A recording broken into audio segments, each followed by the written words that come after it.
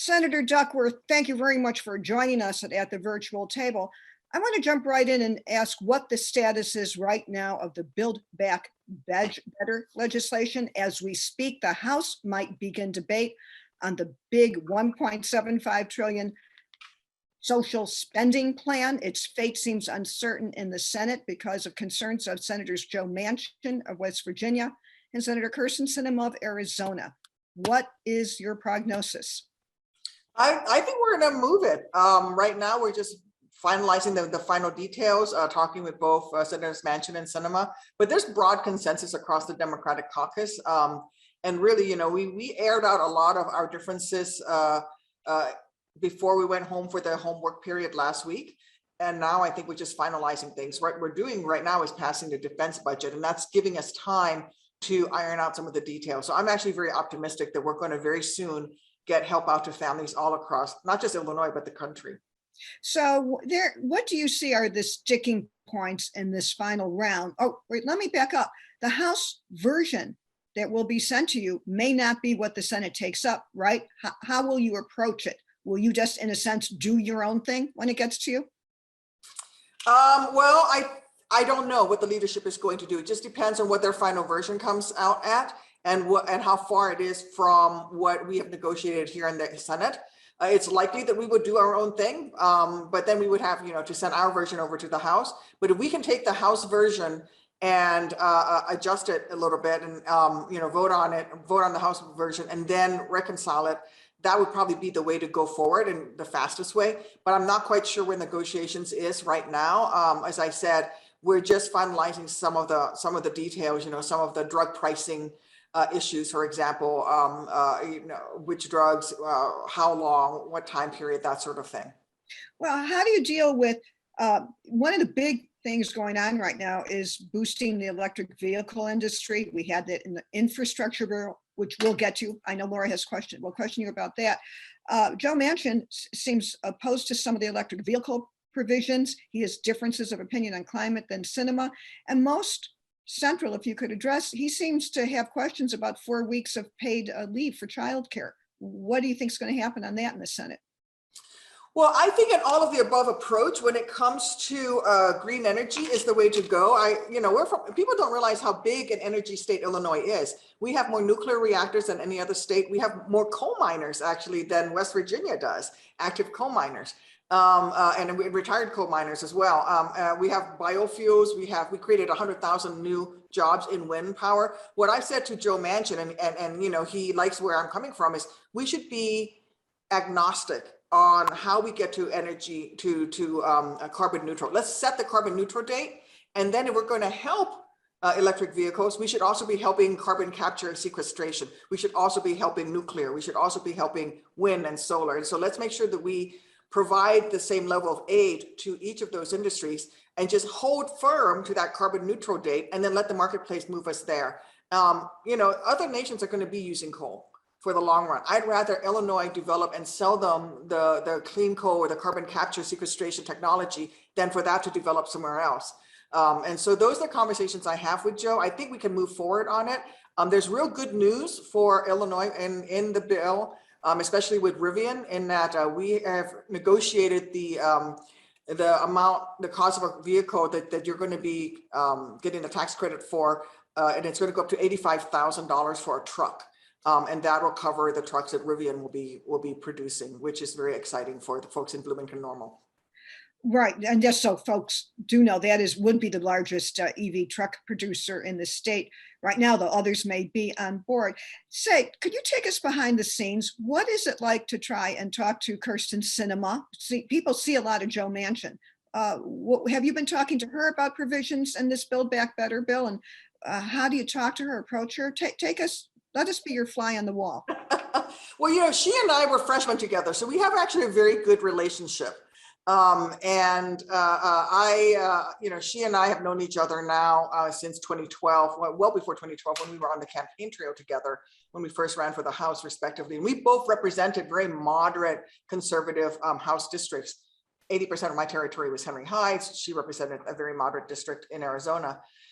I truly feel that she wants to land this thing. And those are the conversations I have with her, which is, whatever your concerns are, let's just land this thing and get this thing passed, Kristen.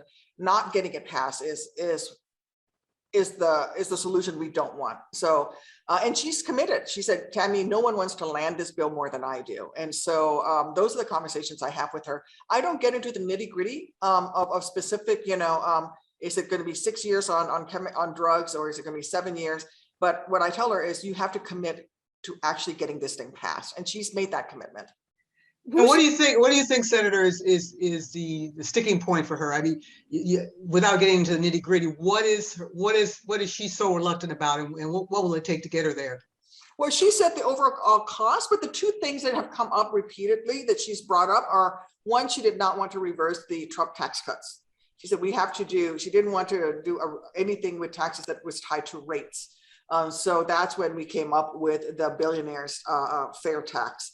Minimum tax for billionaires, for companies like Amazon that made $10 billion in profits and paid nothing in taxes, they should pay at least a 15% fair tax. Jeff Bezos, declared $80,000 in income last year, and that's what he paid taxes on. That's not very fair. So that's where we came up with the alternative to that. And then the other thing is the drug pricing, which I really disagree with her on. But I think we can get to a place where we can pass a bill that she and I can both vote on. I want Medicare to be able to negotiate for lower drug pricing. That'll raise upwards of $700 billion and stabilize Medicare. She doesn't support that, but she does support certain changes. For example, insulin. People should not have to pay more than $35 a month for insulin, and right now it's upwards of $500. So that's good. And then certain drugs, we're going to phase in the drug pricing negotiation over time. So one thing before we turn to infrastructure, do you think Democrats have raised unrealistic expectations on the immigration part of Build Back Better? There had been talk of providing a pathway to citizenship in this measure, but because of the rules that you will be passing it by with only Democratic votes, everything has to be related to a budget item, and the Senate parliamentarian may rule this out. There is language that will come to, I believe, that will create a safe haven for many people here who are here undocumented, but it doesn't put them on a path to citizenship. Do you see any way that there can be a path to citizenship right now and get it past the parliamentarian? And I know how hard Dick Durbin is trying to figure out this language, hasn't so far. What do you think is going to happen? Well, you're right about Dick Durbin trying as hard as he can on this. He has been doing this for 20 years. And he said time and again that, every time he brings a pathway to citizenship to the floor, it gets stopped by the filibuster. So where my position is let's pass whatever we can. It's not going to be what we want, but whatever we can get past a parliamentarian, let's pass that. And if it's a safe haven, let's do that. And then let's talk about the need to modify and restore the filibuster to what it was, and to pass the Voting Rights Act, to pass several pieces of legislation that are critical to American people. And I think immigration will probably be one of them. On it. Okay, Laura, I want to toss to you an infrastructure. Sure. And then when we finish that, we're going to turn back to just some hardcore politics. So there's so much to talk about. Thank you, Lynn.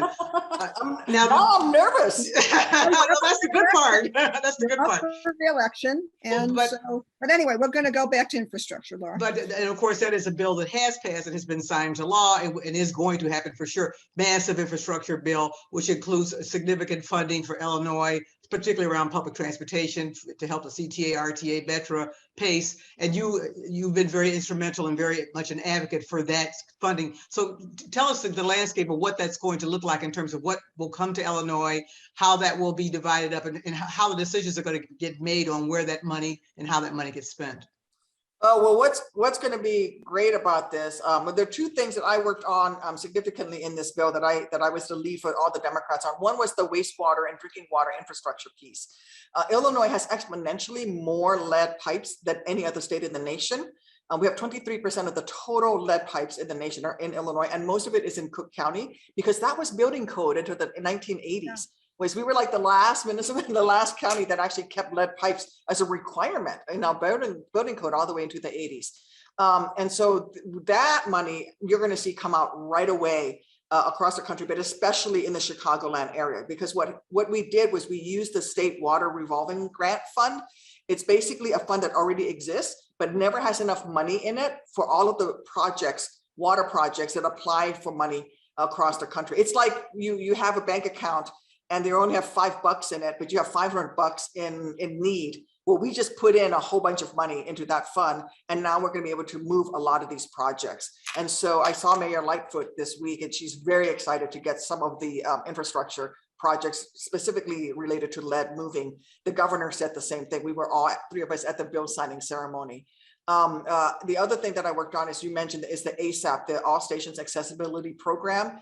That program was a creation of CTA. Dorval Carter, who's the head of the Chicago Transit Authority, took me out to show me the first CTA station that was good, that was fully wheelchair accessible. And he said, this is what they're all going to be. We have this program we created called ASAP. We're going to implement it. And in 20 years, 100% of Chicago's CTA stations will be wheelchair accessible. And that was on the 30th anniversary of the ADA. And I looked at him and I said, so a half century after the passage of the ADA is the goal? That's not good enough. What do we need to do? And he said to me, well, Tammy, it's always a priority. But when you have limited funds, you're always going to choose safety first. So I'm always going to choose to spend what funds I have on safer train cars and repairing rail before I do this. So disability access never gets the funding. If you create a fund for this, then we're going to make this move a lot faster. And so I spoke with the White House. I spoke with Secretary Buttigieg. He supported it, and we were able to get it into the bill. And now, especially legacy transit systems across the country, like Chicago, Oakland, Boston, New York, are going to get all of their stations to be accessible because the funds are finally going to be there. And how quickly will this happen? Obviously, hopefully, it's going to happen a lot sooner than the Dorval Carter originally suggested. Yes. What's the time frame and timetable? The time frame is going to be 10 years. We got the first 5 years funded. We're going to come back and do the next 5 years. But just getting the first 5 years out the door is going to be significant for a lot of people, because some of the accessibility issues it's a simple fix, and it's not always just wheelchair accessibility. Remember, there's going to be vision and hearing and even cognitive. The ability to buy a ticket with an app that is accessible to someone will be helpful as well. On it. By the way, I mean, I know accessibilities are part of when I think of your portfolio in Congress, accessibility issues are a big one. So I do kind of want to note, we're speaking almost a week after your Alive Day. Am I right? This is the 17th anniversary. Yes, yeah. Of your being shot down. We're also speaking a few days after Veterans Day. And you use your life story in a sense to inform your legislative issues on veterans and these other matters. Could you just give us a quick update on where you are on I know you have some things going on with veterans homeless, and then we'll switch maybe to some politics and other things. I know that's one of your bigger issues too. Yes, so homelessness among veterans has been an issue I've been working on since I was state director in Illinois. But really, it became something that was a major part of my portfolio of work when President Obama asked me to head up the executive task force on veterans homelessness when I was at the federal VA. I've been working on this issue, everything from helping veterans be able to find a job, because that's the number one determinant of whether or not a veteran becomes homeless. It's not a mental health issue. It is not post-traumatic stress. It is not untreated healthcare. The biggest determinant of whether or not someone is going to end up a homeless veteran is whether or not they can find a job. That is the start of that death spiral that leads and ends up in homelessness. And one of the things that we have an issue with right now is accessible, affordable housing. We just don't have enough of it. So I am pushing that as a big part of the Build Back Better initiative, that whatever we do, we have to have money in it for affordable housing. It is in this infrastructure deal as well. There's funding for more accessible housing, and I'm going to continue to push for that. And all of the accessible housing, affordable housing, has to be accessible and has to have components set aside for veterans. And that's going to help. But the thing that helps veterans the most is helping them find jobs and having them access the VA. And getting the care that they need. And I'm really proud that the day before yesterday, my Protecting Moms Who Serve Act passed the House. So Lauren Underwood carried it for me in the House. I carried it past the Senate, and it just passed the House with over 400 votes. And so it's going to the president's desk to be signed into law, and it deals with maternal health outcomes for military women, and especially maternal mortality rates among women of color. I could see why you two sponsored it, because maternal health is an issue for Lauren Underwood. You have your other issues, which brings me, I hope, to a nice transition to politics. So for the moment, you're up for re-election. There is no Republican of note, or I don't think anyone, who is running against you. You do expect some Republican, or I'm just going to say it, somebody will surface to run. So for the moment, you're in good shape, unless the only names out there are Rodney Davis, who I think if he goes statewide is going to go for governor, and Adam Kinzinger, who has talked about the Senate and governor. I don't think he's interested in statewide office because he has this bigger crusade against anti-Trumpism. Do you expect, are you bracing for Rodney Davis or Adam Kinzinger to jump in your Senate race?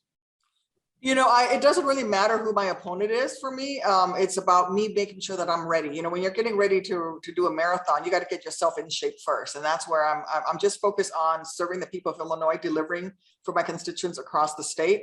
On the campaign side, and making sure that my campaign is healthy and ready to go, and we'll run a robust campaign. We take nothing for granted, but I can't spend my time worrying about who may or may not get into the race. I'm worried about making sure we pass Build Back Better and get universal pre-K for 3- and 4-year-olds, and all of these things that we need to deliver for the people of Illinois. A follow-up on that, Senator, is that, there are several Republican names that Lynn has mentioned, but the big name that you hear about, who's probably not going to be running, is Ken Griffin, who, of course, is the Illinois billionaire who has said that he wants to take out J.B. Pritzker, but he also may be interested in funding your opponent if you end up with a prominent opponent. So what do you think? Do you have a concern about the battle of the billionaires, and what will happen if Ken Griffin goes all in with his wealth in Illinois races, particularly statewide races? Yeah, the amount of money you have doesn't always result in winning. It's about whether or not you have a message and have been delivering for the people of the state. And I stand proudly on my record from the time I was in the House to now that I've been in the Senate. I think I've delivered for the people of Illinois. And so, you know, I can't control that stuff that's beyond my control. I'm just going to focus on doing my job. And the best way to counter billions of dollars is to make sure that I'm there to serve the families and the working folks all across the state, which is where I'm focused my energies on. Say, speaking of Pritzker, you and Pritzker, in a rare move, again, where you were on a divided issue with Dick Durbin over who to pick for the new Democratic Party of Illinois chair, turned out to be Congresswoman Robin Kelly. Relations were a little frayed then. What's the state right now? Oh, Robin's my girlfriend. She and I used to sit next to each other in oversight and government reform when Darrell Issa was the chair. I mean, if that doesn't bond you for life, I don't know what does. Now, listen, I felt my concern there was that Robin's a federal elected official still sitting, and I was concerned about the financial ethics requirements and what the laws were and what she could and could not do with fundraising. You know, we're one united party, and we're all focused on getting everybody who's on the ticket back after the election and electing more Democrats and getting more Democrats elected across Illinois. So, you know, that issue is just about, for me at any rate, about the fundraising, whether or not she could legally do fundraising. And I didn't want to put the state party in jeopardy. Okay, speaking she's my friend. Of Democrats and relationships, Sean Casten, because of this new map to carve out a new Hispanic influence district, which Democrats is a positive, the issue now is that to do that, 2 Democrats were thrown together. So in 2022, the Illinois delegation will lose either Marie Newman or Sean Casten. Will you be taking sides, and do you see any way out of it? Pritzker hasn't signed the map yet, but he's expected to. You know, I am not taking sides because I love them both. Marie has been so great on so many issues, and Sean and I worked on a lot of issues together, especially when it comes to energy policy, and because again, Illinois is such a major energy state, and this is where he built his own personal wealth, and where his expertise is on being able to leverage green energy and make it profitable. So no, I'm not going to get involved in that. I think they're both great. I'm sure if they're both end up running against each other, whoever wins, the other person, there'll be a role for them to play in our state. Really? Well, okay, one other thing, thank you for, we have a few minutes left. This is your first time on our show, and in this last year, you had your own book come out, your memoir. We're kind of interested in that, and I just want to, you gave me a hat tip in it for being— I had to, you're instrumental. What, are you kidding me? Tell people what you're talking about. I'm too modest to do that. Okay. Well, listen, I was a patient at Walter Reed. I was just a wounded warrior. I was going to go back to my regular life at Rotary International, and I was invited to the State of the Union address. And there's a usual press call. It's very pro forma, the senator, I was Dick Durbin's guest. He goes, these are my guests, and reporters ask very softball questions, and then it goes on. And then for a lot of folks, you never hear from them again. Well, and that's the path that I was on until Lynn Sweet, being the reporter that she is, could not resist asking me a tough question. And, so I was maybe 8 weeks out from my shoot down. I was still IV'd up, bandaged up, and she looked at me and she said, how do you feel about the protesters outside the gates of Walter Reed protesting the war that you just lost your legs in? This is not the kind of question you ask a wounded warrior. You're supposed to give them softball questions like, what high school did you go to? And, what did you have for dinner tonight with the senators? And who's your favorite senator? No, she asked me a really tough question, and I answered her. And my answer to her was, well, did I lose my legs defending the Constitution so people could protest? Mm-hmm. And that caught Dick Durbin's eye. And he went, and that made him think twice about me. And that started the relationship that led to him saying, you need to run for Congress. So really, without you as a catalyst, I don't know if I'd be here, Lynn. Well, we have 1 minute left. Laura, do you have a final question before? Well, I would like to share. We get questions from the audience, Senator, and we like to always get them in where we can. And this is another sort of personal question. Sean Hill asked, what's been the most challenging thing for you during the pandemic? What's been the big challenge for you in this pandemic, personally? Trying to hold it all together with my girls, especially the beginning. Terrified. I had my mother, who's 80, move in with us because she was by herself in Hawaii, and I didn't want her, with a raging pandemic, to get sick and be stuck in Hawaii by herself. And so she moved in with us. So we became a multi-generational household. And then I was trying to homeschool my daughters. And how old are your daughters again? They're now 3 and 7. Today is Abigail's 7th birthday. But I was trying to homeschool them, and they each, and Abigail at the time was in pre-K, and they had 3 hours of pre-K every day that she had to do on Zoom. I mean, you and I would have trouble focusing for 3 hours straight, let alone at the time a 5-year-old. And just trying to hold it all together, like trying to keep my job together, how do I get groceries? I was bringing groceries into the garage and wiping it all down with Clorox wipes, and just, I think I went through what moms across the country went through, which is, how do I take care of my family and feed them and keep them safe from this deadly, deadly pandemic that we have no solutions for, at the time, and continue to do my job and make sure my kids are educated. It was hard. And I'm a person of privilege, and my kids are kids of privilege. I wasn't, being forced to go and work the drive-through to provide my kids with her, chicken McNuggets, and not having childcare, not being able to afford childcare. So it gave me real insight. Just trying to hold it all together was really tough. Any lessons learned or any ways you've changed because of that experience? We need universal paid family leave. I've always said that, but it became so much more clear. We need better childcare. Nobody should have to choose between exposing themselves or exposing others. If they feel sick. There are people at the beginning of this pandemic who, even though they felt sick, had to go back to work because they couldn't afford to miss 2 weeks of a paycheck. There were moms who had to leave kids at home, hoping that nobody noticed that there was an 8-year-old and a 6-year-old at home so that they could go back to work. We need universal paid family leave, and we need childcare in this country desperately. Particularly because of people that are most impact are women, Yes. mothers and women like yourself. Yes, and ultimately that's the kids, right? It's the children that are hurt in the end. And why should we should be taking care of our kids. And speaking of the end, I know you have limited time. We appreciate you joining us. Senator Tammy Duckworth, take care. See you next time at the virtual table. Thank you.